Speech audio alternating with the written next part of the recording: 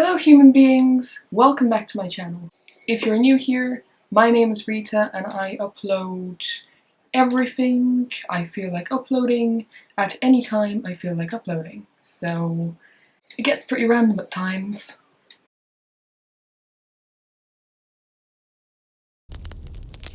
And before I start the video, if I look a little bit tired, then this is because it is very, very hot right now and I have no way to turn on my fan because you're gonna hear it in the video, so...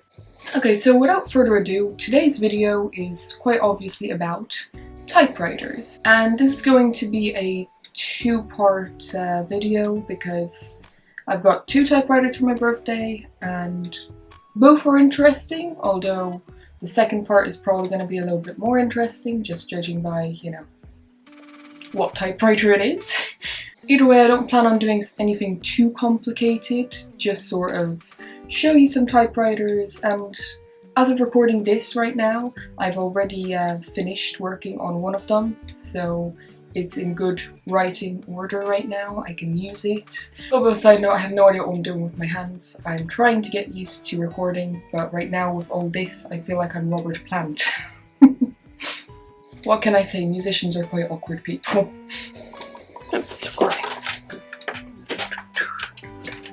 So, here she is. This is the one I'm going to talk about and show some progress in today's video. It is, as you can probably read, it's very heavy. I'm having a lot of troubles holding it up, so if it looks a little bit awkward, then my apologies. I'm not He-Man. So, as you can tell, it is Olympia Traveller Deluxe, which sounds very, very fancy. I am quite a big fan of that. And it is I guess it's a white version, like a sort of black and white, but that's a dark grey, so a dark grey and white version. It's a little bit grey itself, but I think that's just because of its old age or the paint that they used. It's a little bit strange. And it did come with the case. I have it somewhere off camera right now, but it's not much I can't really reach it right now, so I'll show that in a second. And yeah, I'll stop demonstrating it like this and I'll just put it on my desk, write a little bit and just show you how that's working now, and then after that I'll show you a little bit of video that I recorded yesterday of me just cleaning the inside of it and just making it look nice again. And I actually kind of forgot to mention how I got these machines. Well, I didn't exactly get them, my mum got them for me because unlike the last video, the 80's one that I did, it's a birthday present, it's an early birthday present, so she did actually spend like 100 and something euros on me, so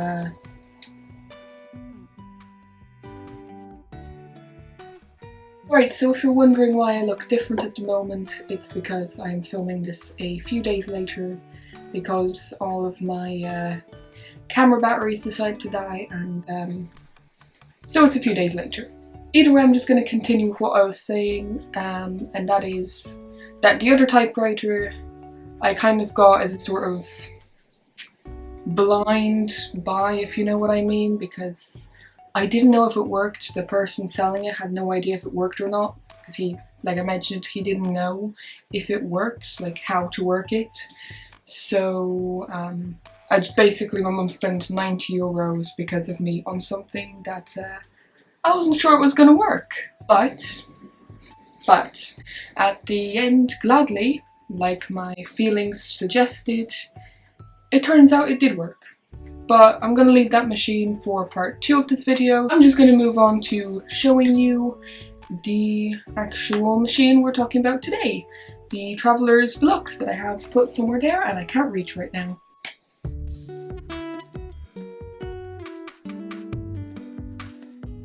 So here it is in its original case.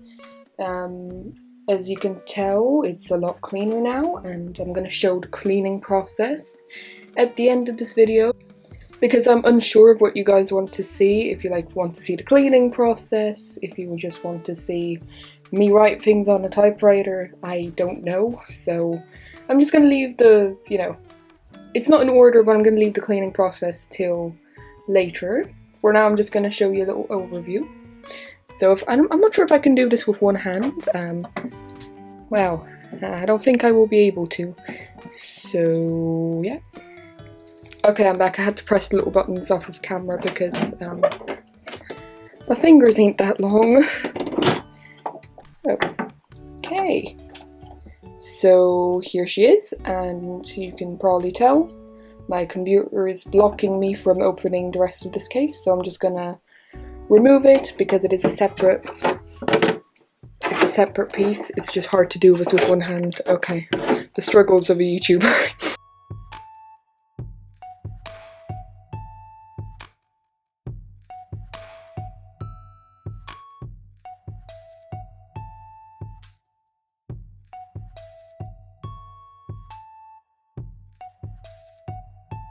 So I'm just going to show you some basic functions of this machine, and then I'm going to record a little video of me just doing a little typing test, which isn't really much of a test because I've written a lot on her since I got her, but you know, just so you can see and get a feel of how nice this typewriter truly is. So this typewriter, like, you know, most typewriters, comes with like basic functions of, you know, the spacing of the letters, if you can tell, right here, with lines, all your regular buttons and knobs and stuff here, your keyboard, and as you can tell, this is a Spanish keyboard, so it has the ñ. It's added, as you can tell, it's got its special little hammer. Quite useful if you are typing in Spanish, obviously. And something interesting, since this is from the 70s, you can tell it does not have a euro sign on it, so it only has a dollar sign and a peso sign, which is, it's the first time I've actually seen a pesos on a typewriter, so that's quite interesting.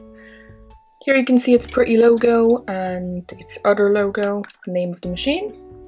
And if we just get it, zoom out for a second, the little bar, I do not remember what it's called, so I'm just gonna be unprofessional and call it a bar.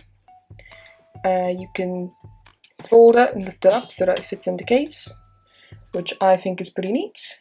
It's quite common for typewriters, sort of like suitcasey typewriters that are portable, you know. I really like the style of display this has here for the distance you want it to write from your page. I think it's pretty neat with this little clear screen. The other typewriter from the 70s that I have does not have it like this. It's a little bit, you know, a little bit more complicated looking, so that's quite neat. That just, like I've already mentioned, changes the spacing of the lines. That releases the this little thingy that allows you to put paper in it. This releases this whole section, so it does that. And it also has a very cute little bell in there, as you can tell. The larger one that I have is a lot louder than this, so yeah. Now you're gonna see the inside again at the end of the video when I'll show you the cleaning process. But for now I'm just gonna quickly remove it to show you the inside first. And these are not the original ribbons that came. The ones that came you probably saw, or you're gonna see, in at the end of the video when I'll show a little bit of the cleaning process. These are actually little spools that came with the first typewriter that I got, the other one from the 70s. As you can tell, they're made of metal and are obviously a lot harder to break and easier to manage, but nowadays unfortunately I can't seem to find ribbons with metal spools, so I had to get some gloves and I just got a new ribbon, one from a plastic spool, and I rewound it? I don't know. I do not know how to say that in English, but anyway, I just put the ribbon onto these spools that are metal because the plastic ones keep on breaking, so these are a lot better. Although this typewriter, even visually, is very from the 70s, I like that most of the functions still kind of work like way older ones. Like, for example, unlike the other one that I have, it's got the classic little, what these are called. They basically hold the spool down so that you can have multiple sizes of spools and they won't go flying off.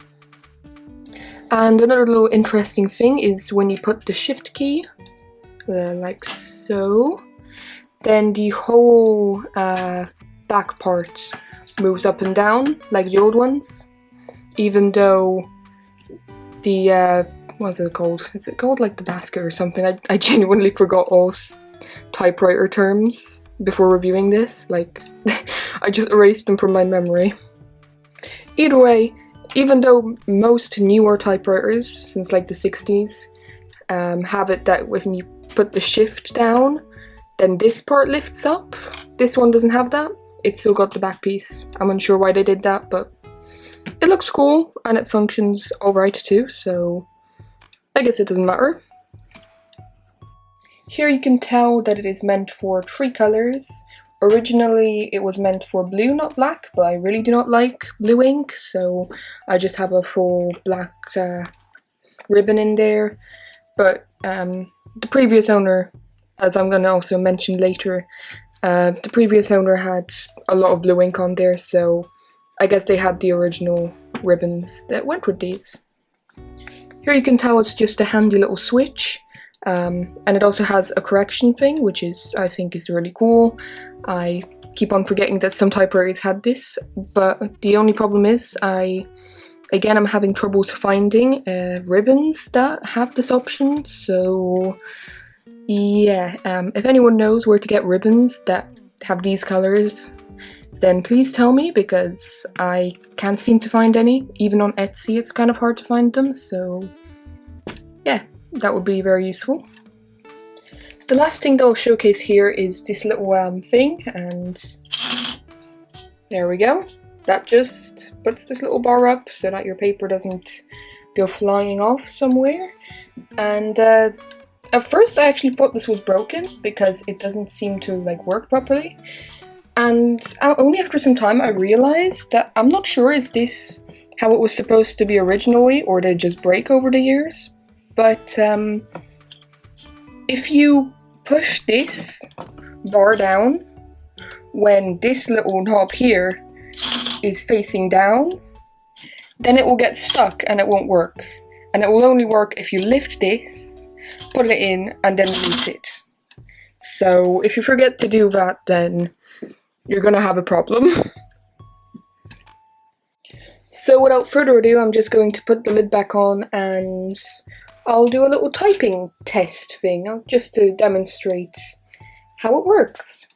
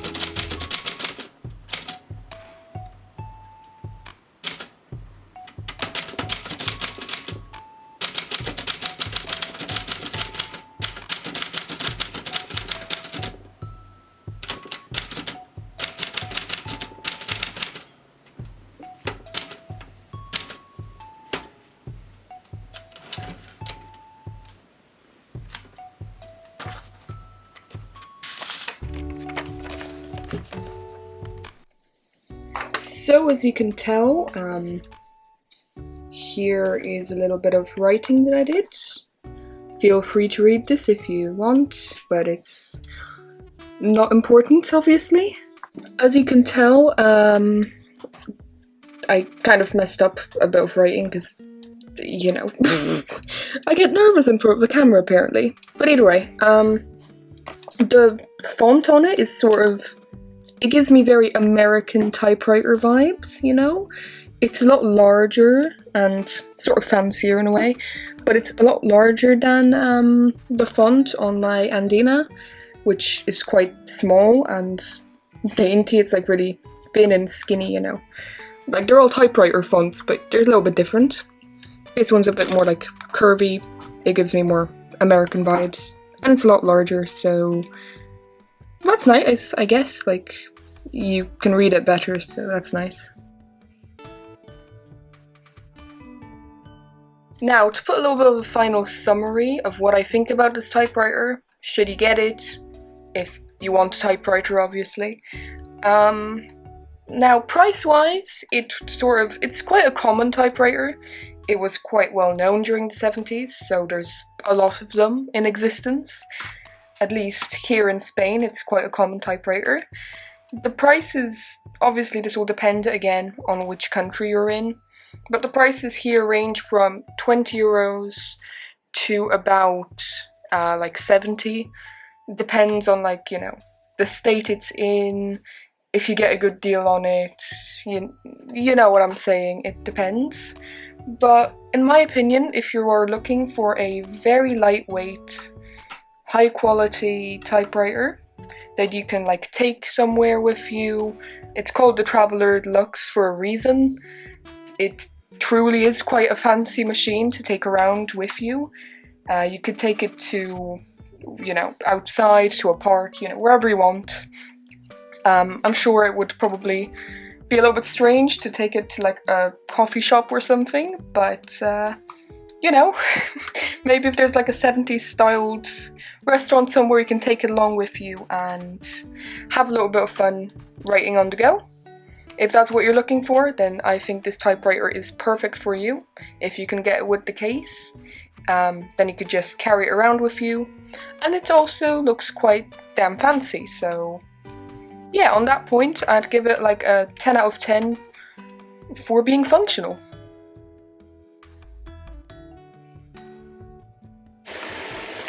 I'm just working on the keys for now because, of course, after like 50 or 40 years, I'm not sure, they're kind of disgusting, and it doesn't seem that this person ever washed it, so it's kind of icky. So yeah, also you can tell that the letters are very full of ink, so I'm gonna have to just get my fancy little tool called a toothbrush and get in there and clean those.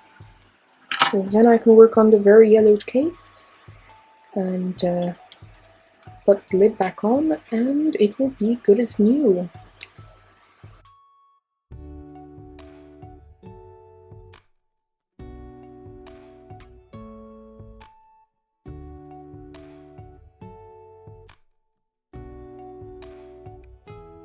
So that's all I've got today for today's random review of an old typewriter. I'm gonna have, like I said, a part 2 with a very interesting typewriter from the 1920s, which I'm gonna do a whole video on cleaning it and just taking care of it. You'll see it in the next video in part 2, so stay tuned for that. If you like this video, then please subscribe. I obviously need some love from you guys in order to be motivated enough to get out of bed and actually do something with my life. So please support me. If you want to buy some vintage items, I've got a store for that. If you want to support me by buying some more crafty thingies, then I've also got a store for that. Or you could go to any of my social medias and just support me there and see what I've got, because I post quite a lot of random stuff there. So yeah. I hope you enjoyed the video, and I'll see you guys in the next random review.